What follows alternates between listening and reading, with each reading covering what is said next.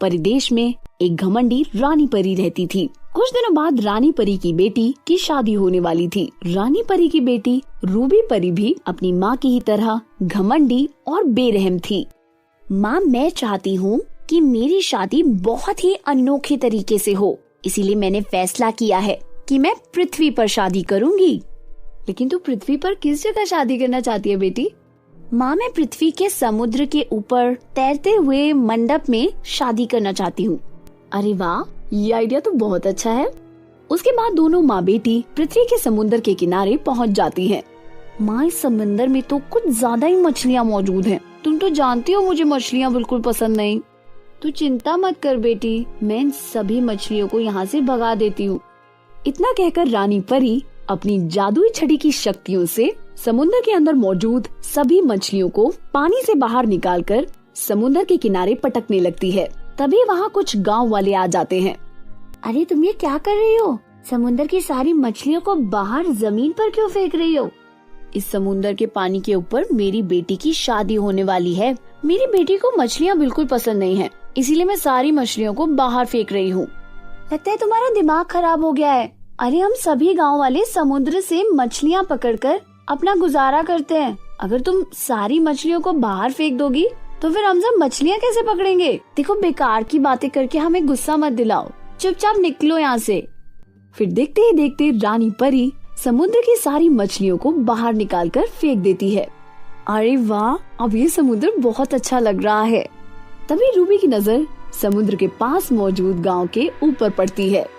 अरे माँ, ये गांव बहुत ही बदसूरत है। यहाँ के पुराने सड़े झोपड़े देखकर शादी में आने वाले बाराती नाराज हो जाएंगे। बेटी, तूने सही कहा, समुद्र की ओर आने का रास्ता इस गांव से होकर गुजरता है। तू चिंता मत कर, मैं इस गांव को ही यहाँ से साफ कर दूंगी।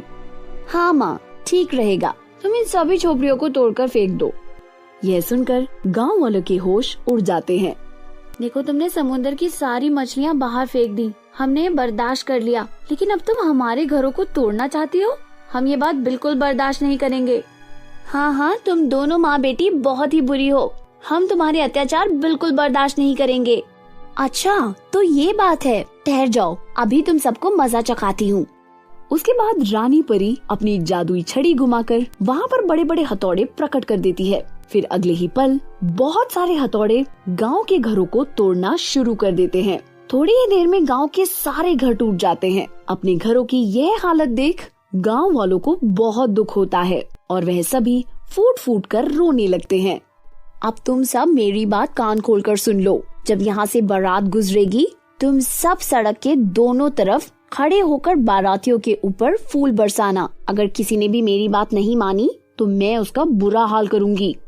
उसके बाद रानी परी अपनी बेटी के साथ वापस परिदेश लौट जाती है। फिर 2 दिन के बाद शादी का दिन आ जाता है। रानी परी अपनी बेटी के साथ साथ परिदेश की ढेर सारी परियों को लेकर उस सुंदर समुद्र के किनारे पहुंच जाती है। फिर वह सभी परियां अपनी जादुई छड़ियों की शक्तियों से समुद्र के ऊपर तैरता हुआ एक खूबसूरत मंडप तैयार कर देती हैं।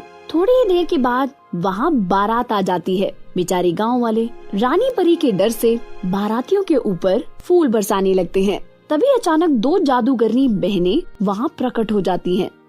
इस रानी परी ने पूरे गांव को तहस नहस कर दिया है, हमें इसे सबक सिखाना चाहिए।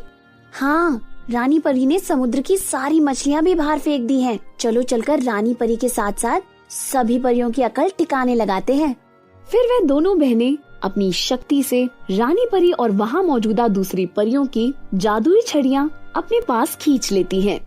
अरे तुम दोनों कौन हो? हमें हमारी छड़ियाँ वापस करो। हम दोनों बहनें तुम सबको सबक सिखाने आई हैं। क्यों रे रानी परी, आखिर तू अपने आप को क्या समझती है? तूने इन मासूम लोगों पर बहुत अत्याचार किया है, अब तुझे इसकी सजा भुगतनी पड़ेगी। उसके बाद वे दोनों बहनें रानी परी और उसकी बेटी को जंजीर से बांधकर उन दोनों की खूब पिटाई करती हैं। अरे मुझे बहुत दर्द हो रहा है, दया करके मुझे छोड़ दो। देखो, आज मेरी शादी है, मुझे इतनी बेरहमी से मत मारो। फिर दोनों माँ बेटी की काफी पिटाई करने के बाद दोनों जादूगरनी बहनें उन्हें छोड़ देती हैं। चलो अब तुम सब यहाँ से वापस अपने परिदेश भाग जाओ और दोबारा यहाँ आने की हिम्मत मत करना। उसके बाद रानी परी अपनी बेटी और दूसरी परियों के साथ वापस परिदेश चली जाती है और वहाँ जाकर अपनी बेटी की शादी करती है। दूसरी तरफ दोनों जादूगरनी बहनें अपनी जादुई शक्ति से गांव वालों के लिए ढेर सारे सुंदर घर बनाकर तैयार कर देती हैं और साथ ही समुद्र के अंदर पहले की तरह मछलियाँ भी प्रकट कर देती हैं। इस तरह सब कुछ ठीक हो जाता है